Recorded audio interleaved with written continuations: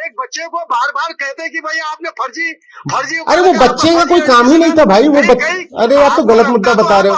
विधायक जी अरे सुनो, डायरेक्टर तो इसी कैंपस में बैठता है, विधायक जी आपने इसी आपका यहाँ बैठता होगा, डीएसडब्ल्यू यहाँ पर बैठता होगा, डीन ऑफ फैकल्टी, मैंने उनको अवगत कराया है। ये कोई बाहर से क्या होंगे? नहीं मैंने उनको, आपको लगता है कि भैया एक आपके साथ बायस होकर काम कर रहा है तो आप दूसरे ऑटोनोमस एजेंसी से जांच करा सकते हैं। आपके वहाँ भी तो अब मेरी भी सुन लीजिए, आप मेरी बात सुन लेंगे थोड़ा सा विधायक जी।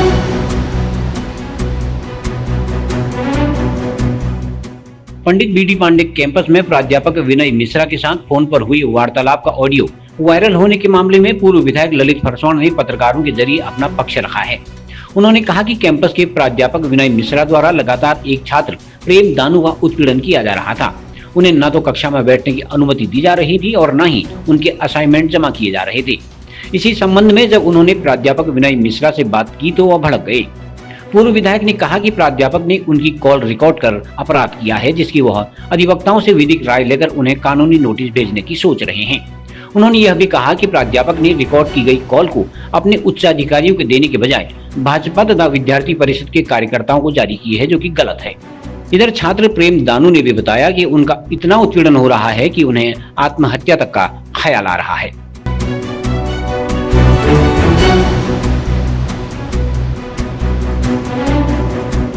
कि जब पूर्व में एसएसजी की जो गाइडलाइन होती है उसके तहत 20 तारीख तक असाइनमेंट जमा करने की थी। हमारे एक भाई है, वो मेरे पास आया कि बड़े भाई मेरा असाइनमेंट जमा नहीं हो पा रहा। तो मैं सबके पास गया कि किन कारणों से इनका असाइनमेंट जमा नहीं हो पा रहा, क्योंकि उसमें कोई त्रुटियाँ थी या क्या, किस कारण वहाँ पे था।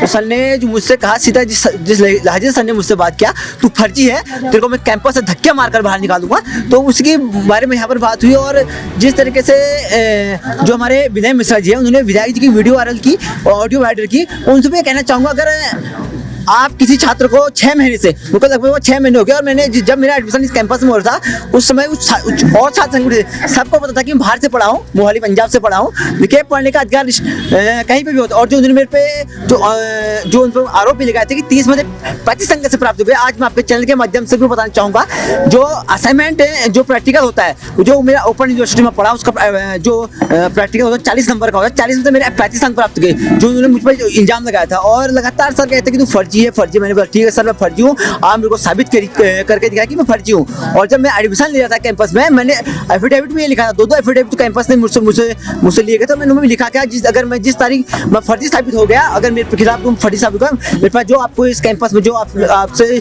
जो बन पाएगा वो मुझ पर कीजिएगा।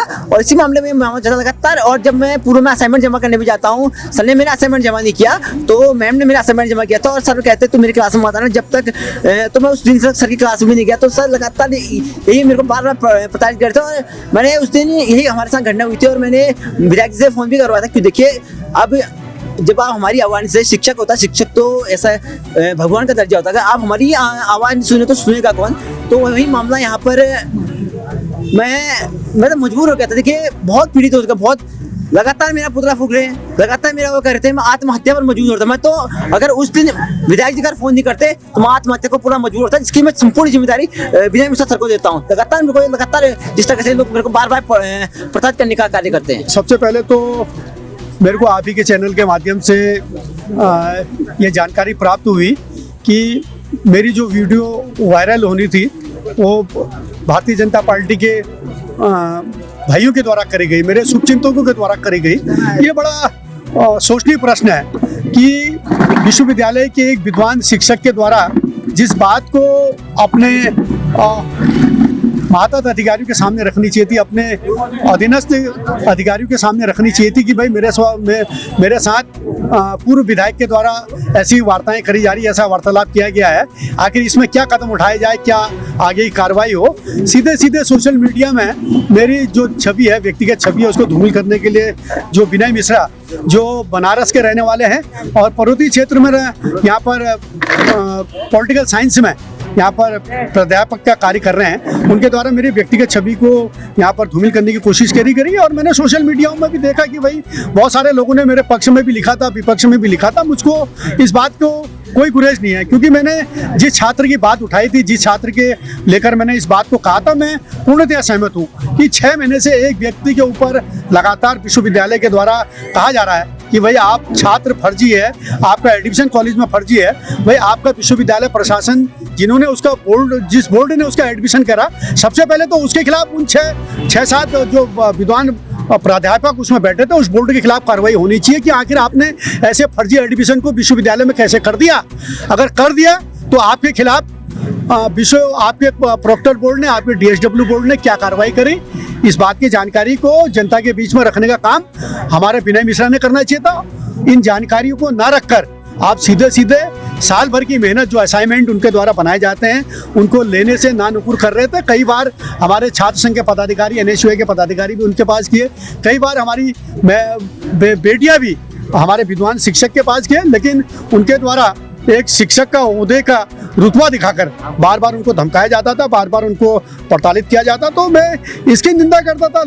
आज लोकतंत्र में अगर किसी बात का सम्मान अगर कहीं पर भी नहीं हो रहा, किसी भी पटल पर नहीं होता, तो अपने किसी न किसी जनप्रतिनिधि से, चाहे वो भारतीय जनता पार्टी की हो, चाहे कांग्रेस की हो, उनके पास आकर ही अपनी बात का सम्मान कराने की कोशिश करती है। और हमारा कर्तव्य भी है कि हम उनकी बात को ससम्मान जो है उस पटल पर ले जाएं जहाँ से उनको सम्मान मिले। लेकिन दुर्भाग्य है कि मुझको विद्वान शिक्षक के द्वारा ऐसी बात करी जाती है, मेरी आवाज़ टेप करी जाती है, निजता का हनन करा जाता है, वीडियो वायरल करी जाती है और सोशल मीडिया में भारतीय जनता पार्टी ABVP के लोग डालते हैं और मेरा पुतला फूंकते हैं। उससे कोई बड़ी बात नहीं है। लेकिन आखिर ABVP जो अखिल भारतीय विद्यार्थी परिषद है, कभी आपने सोचा कि भाई जो छात्र 6 महीने से जिसको फर्जी कहा जा रहा है, क्या उसका एडमिशन, क्या उसको बैठने का अधिकार इस विद्यालय के अंतर्गत नहीं है? क्या उसका असाइनमेंट जमा करने का उसका अधिकार इस विद्यालय को नहीं दिया गया? क्या उसको कक्षा में उपस्थित रहने का अधिकार नहीं दिया गया? तो इस बात की जानकारी अगर हम ले रहे हैं तो भाई ये जानकारी हमको देनी चाहिए। अगर कह दिया कि भैया अगर वो छात्र आत्महत्या करने के लिए मजबूर हो जाएगा तो उसके एवज में अगर विद्वान शिक्षक के द्वारा मुझसे बड़ी ऊंची आवाज़ में कहा जाता है कि अगर मैंने आत्महत्या कर ली तो क्या होगा, तो मैंने यही बात तो कही कि भैया हमने किसी बात का संज्ञान नहीं लिया है कि भैया आप आत्महत्या कर लें। हम तो अपनी बात को आपके सामने कर रहे हैं। और मैंने यही कहा कि भाई एक पूर्व विधायक से, पूर्व भी हटा दिया, विधायक जोड़ दिया और विधायक से ऐसी बात कर रहे हैं जो अशोभनीय बात कर रहे हैं, तो मैं इसकी निंदा करता हूं कि ऐसे अध्यापक जो परुथी समाज में यहाँ पर जहर खोलने का काम कर रहे हैं, बनारस से आकर पहाड़ की भावनाओं को नहीं समझ पा रहे हैं, ऐसे विद्वान शिक्षक के शैक्षिक अभिलेखों की जांच हो और कौन सा पैनल इनको नियुक्ति देता है उत्तराखंड में, इस बात की जानकारी, खुलासा हमारे सामने हो। इस बात को हम लोग कहना चाहते हैं।